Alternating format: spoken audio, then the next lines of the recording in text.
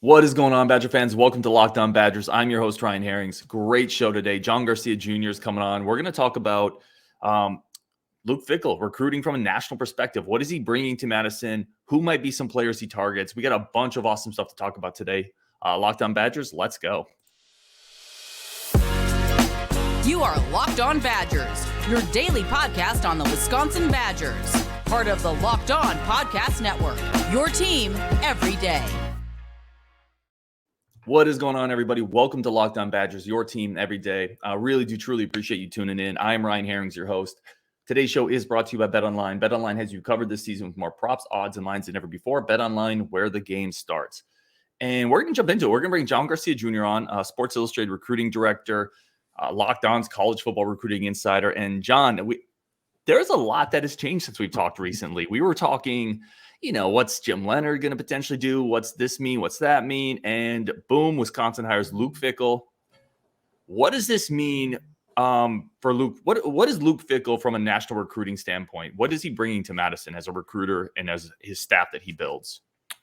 Just a level of professionalism. This has been his rise at Cincinnati, and obviously all those years at Ohio State just created just this kind of safety net. He felt like such a no-brainer type hire for whoever was going to grab him after that Ohio State run. It ended up being Cincinnati, and I mean, my gosh, outside of a national title, he lifted them to every other height, right? College football playoff, top draft picks, development, identity, and kind of this openness on top of that has allowed him to adjust to the times. Early on, I think it was very much a defense first kind of mentality, and he'll always carry that because of who he is. But these Cincinnati offenses of the last 5 years in particular have really opened things up, particularly at the quarterback position, dual threats, right? Going back to Hayden Moore, of course, Desmond Ridder over the last few years, even Ben Bryant this year.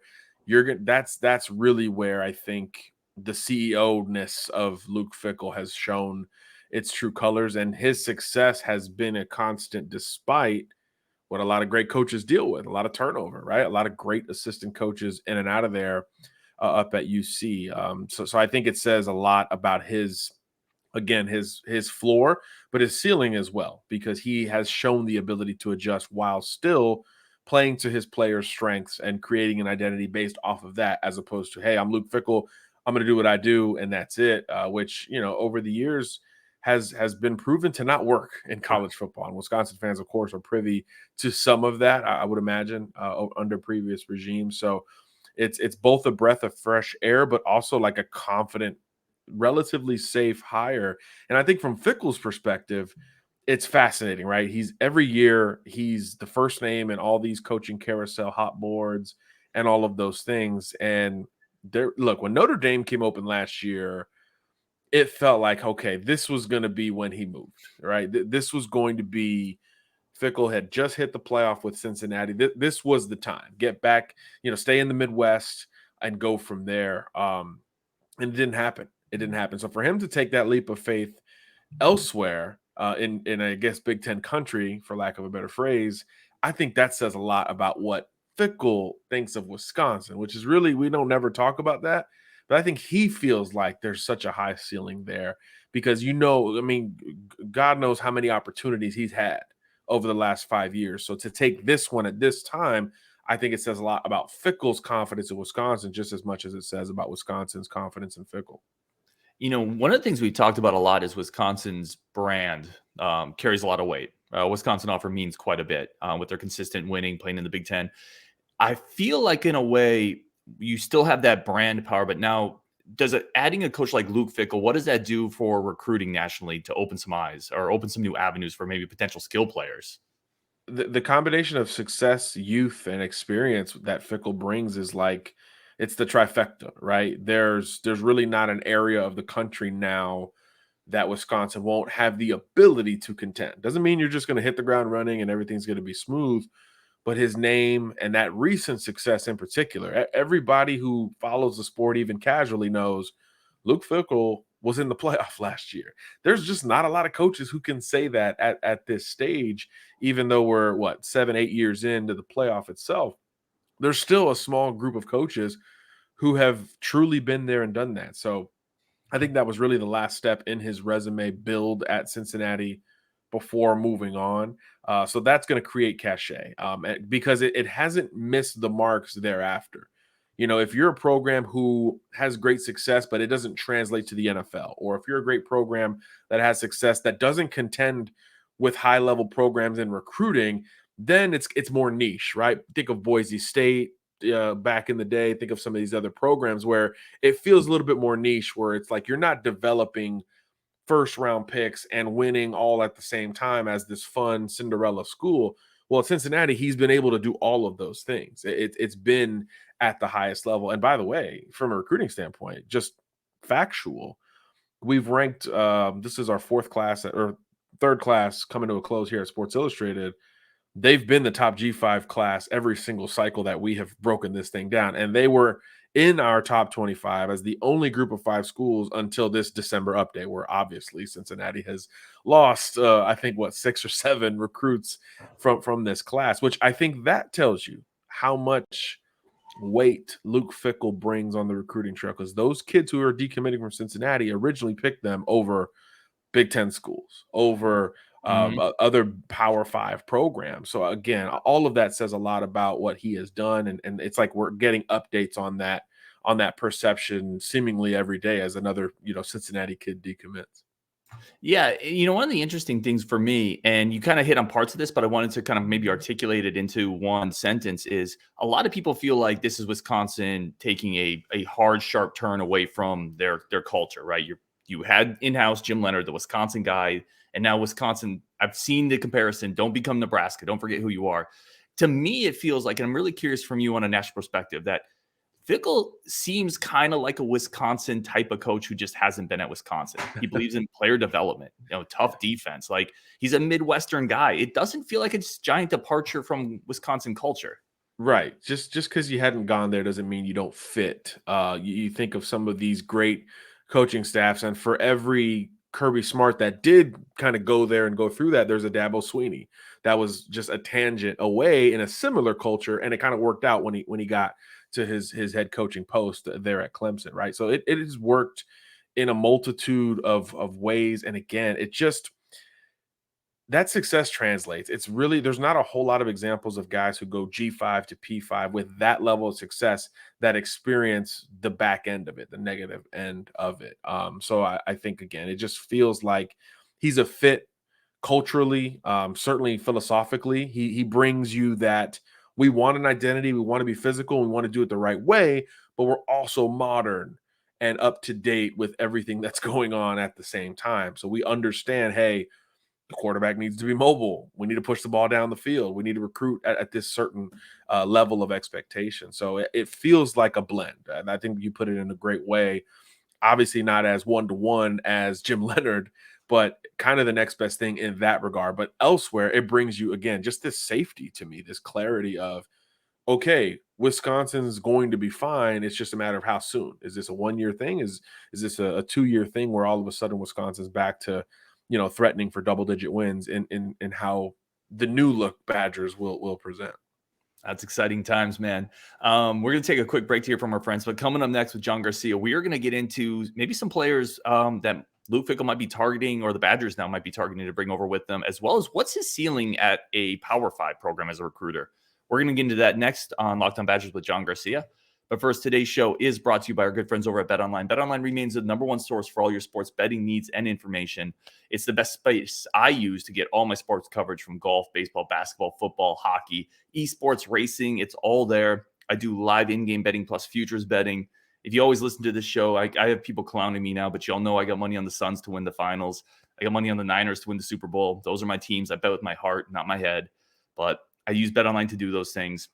It's a great opportunity if you want to have some fun with it, test your sports knowledge, spice up your football, baseball, basketball watching experience. Do it responsibly, but do it on BetOnline. You're not going to find a better place. Head to the website today. Use your mobile device. We'll see where all the trends and actions are. BetOnline, where the game starts. And I want to thank everybody for tuning in to Locked On Badgers. As always, making this one of your first listens every day. I really, really do appreciate it. When you're done here, go check out Locked On Sports Today for all your biggest stories of the day on the Locked On Network. And let's get going. Let's get John Garcia back on the show. A bunch to talk about. We're not going to get to all of that we want to in one show, but that's why we're able to keep bringing them back, which is awesome. John, first of all, I want to get started, especially with signing day coming up, transfer portal about to pop off. Where can people find your work? Yeah, it's going to be a little bit of everywhere, but certainly SI.com will have a lot of signing day coverage this month. We're in the month of early signing day, so that's going to be quite fun. And of course, all over the Locked On Network, and we'll be talking about it all day long on Twitter as well, at John Garcia _JR. I love it. All right, I want to start here. We've talked about Fickell, the coach, the culture, what he's bringing, his background, his experience. What do you think is reasonable for Badgers to expect once this thing gets off and running, the train starts heading on the track for recruiting? What is the Badgers' actual recruiting ceiling with Luke Fickell? I think, he's saying, I listened to the press conference. The portal came up, of course, but he was kind of resistant. And I think that's fascinating, right? How easy, or not easy, but how typical is it for first-year coaches going through a transition to just, hey, let's hit the ground running in recruiting, but let's also use the portal like crazy, right? And it's worked, right? Look at Lane Kiffin, look at Brian Kelly, Lincoln Riley is probably the better example to use than those other guys. You're able to acquire talent in a very, very quick way, especially when you have a reputation attached to your name, like Lincoln Riley did, and certainly like Luke Fickell does. But still, he wants to go against the grain in that regard and supplement with the portal. So high school is still going to be ground zero for talent acquisition. And Wisconsin has, 9 verbal commitments? So what we should expect is a lot of effort in trying to figure out who might be fits for the new look Wisconsin Badgers. And that usually means 2 things. One, obviously, you look back at that Cincinnati commitment list, kids who have already said, hey, I want to play for Luke Fickell, and I want to put it on, not on paper, but on at least on social media or digital paper, if you will.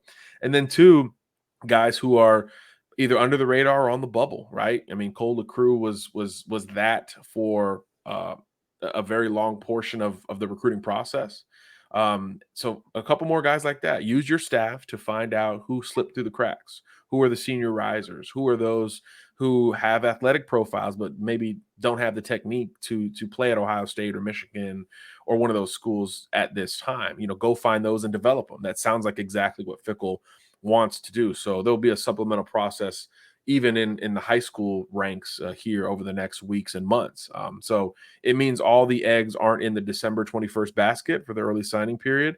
It means it will spill over into the new year and probably beyond. This is probably a 365 kind of deal the first year. Again, this past cycle taught us that when chaos goes down and all these jobs are changed, it's a different approach for each head coach. And some of them go slower and more methodical, and some of them don't.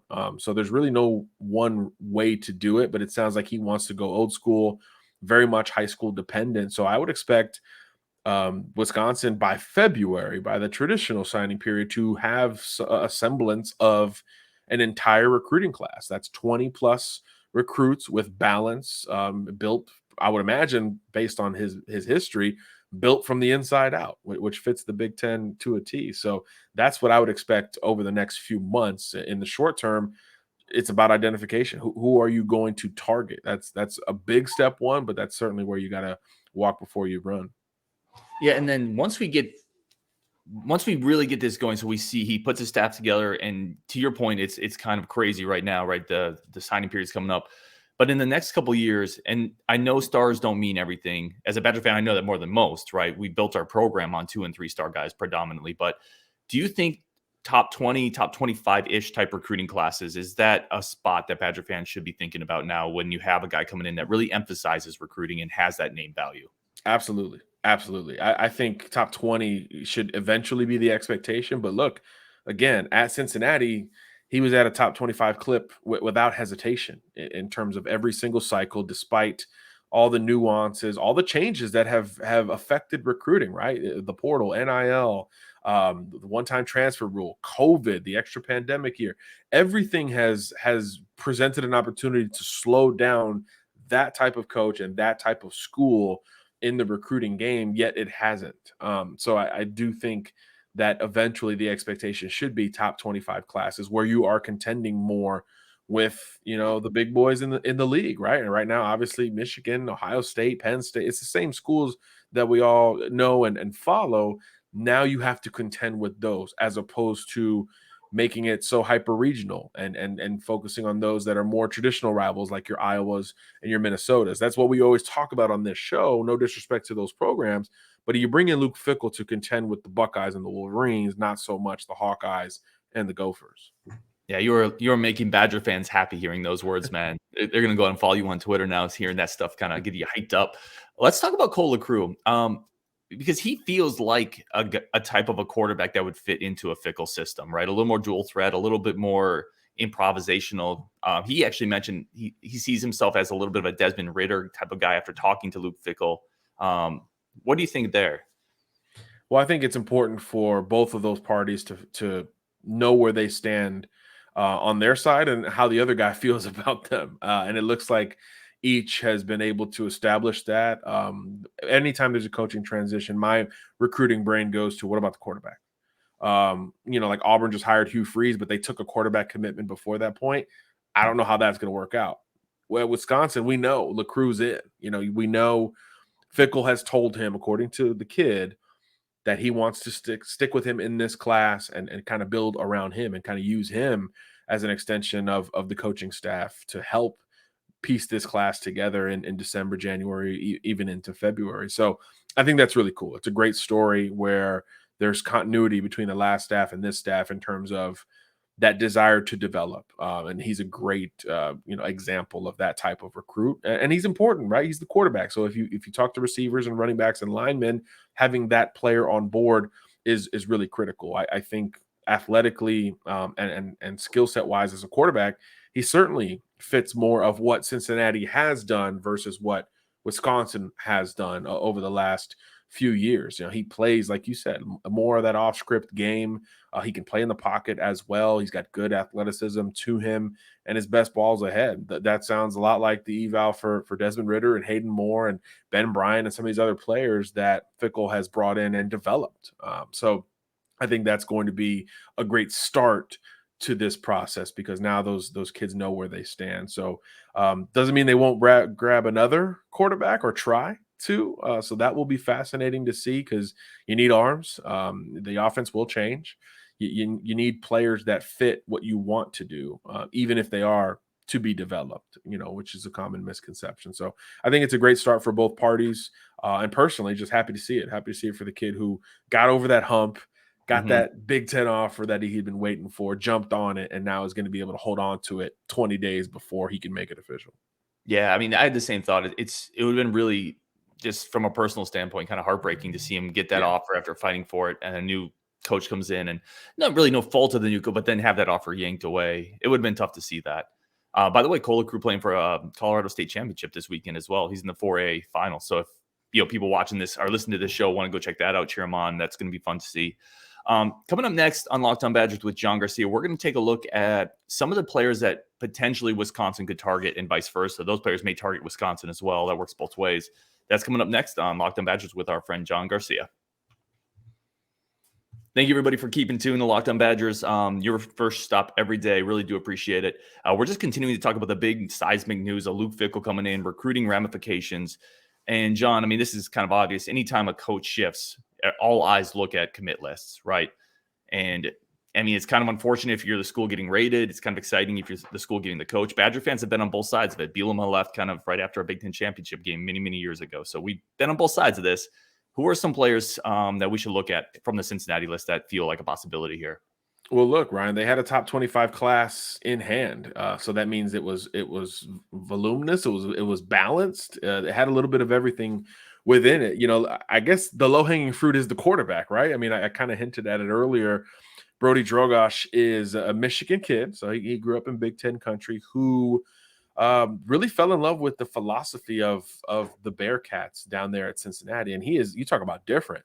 This is a legitimate dual threat. You talk about the best dual threats in the country. He is in this conversation, can really pick them up and put them down. Ran for 1,300 yards as a senior, 50 total touchdowns. I think 20 came on the ground. So this is a different type of mobile quarterback than maybe LaCrue, where you're like, he can improv if he has to, and we'll keep the defense honest. With Drogosh, it would be more, we're going to design some runs here.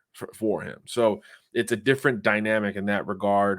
But on the flip side, certainly some development still needed in the passing game for him. So again, if you create a 2 quarterback scenario, that's kind of what it should look like. A guy who has more experience and more comfort in the pocket and efficiency and all that. And then the guy who's just a great athlete who could also develop some of those passing skills. So maybe they complement one another. Not something we've seen a lot from Fickell at Cincinnati, but again, transition, new personnel. We'll see with the lack of resources personnel wise if that's something that they pursue. So he's one that I would be curious to see if they pursue. I saw Tulane offered, I think the day Fickell took the Wisconsin job, Tulane offered him. Their offense is very much wide open and productive under Willie Fritz, who has announced that he's sticking with the Green Wave. So he's the first one that came to mind. But look, I like a lot of these skill position players that Cincinnati has brought on board. And if you think of the NFL draft and the success, we've seen a lot of it push in that direction. Amari Snowden is like a 6'3.5" defensive back, Isaiah Simmons hybrid something. We don't know what he is, but he plays corner at that size. I've seen him work well at safety. He might grow into linebacker. That's the type of player that can come in and really help bridge a gap between the old personnel and the new personnel because he can move around so darn much. So he decommitted, one of many players who decommitted from Cincinnati in the last few days. Just saw he scheduled a visit to West Virginia. So Power 5 schools are definitely going to stay in the mix for Amari Snowden, another Michigan kid there, by the way. And then going to Illinois, where we've seen success from Wisconsin, really always, Malik Elzy, he actually decommitted from Cincinnati during the season. I believe in October, so before the Fickell news was even, talked about on message boards. But he's been looking at Power 5 schools since that point as well. Tennessee, a couple of others. And this is a big physical wide receiver who's got some downfield ability coming out of Simeon High School, one of the storied programs there in Chicago. A lot of people expected him to jump on board with Illinois when he decommitted from Cincy, but it didn't happen. Other schools started to get involved and kind of slow down the process for Elzy, who I believe with Dragosh was the highest rated Cincinnati commit on the board at one point. So there's a lot of talent there available on that Cincinnati commitment list. I think one of their corners has already flipped to Michigan. So there's going to be a lot of action with that group because we talk about staff evaluations when we talk recruiting, Ryan, and folks trust Luke Fickell and his staff over the long haul, right? Cincinnati has always, under him, had to hold off Power 5 schools from poaching on their commitment list. So with him actually having moved on from the program, that will be accelerated to a high level here at the end of this cycle. So you expect Wisconsin to jump in for at least some of them. You don't know how much courtesy is maybe communicated from Fickell. I think that's important too, right? Maybe, hey, I'm not going to poach many guys, but I really need this one. Depending on how those conversations go with his former employer, that could be a bit of a wrench in the, hey, let's just raid and take all these kids to Wisconsin instead.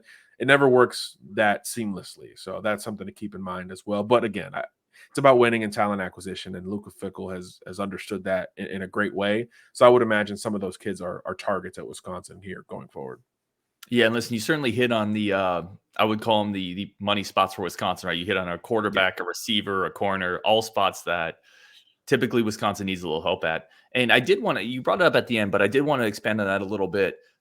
All's fair in love and war and recruiting to some degree, but how do coaches, maybe especially coaches that built themselves up at a smaller school to make the jump, how do they typically approach that recruiting class? Because there is an element of having a little bit of, I don't want to say cutthroatness to this, but you have a loyalty to your new program, but that old program did build you up.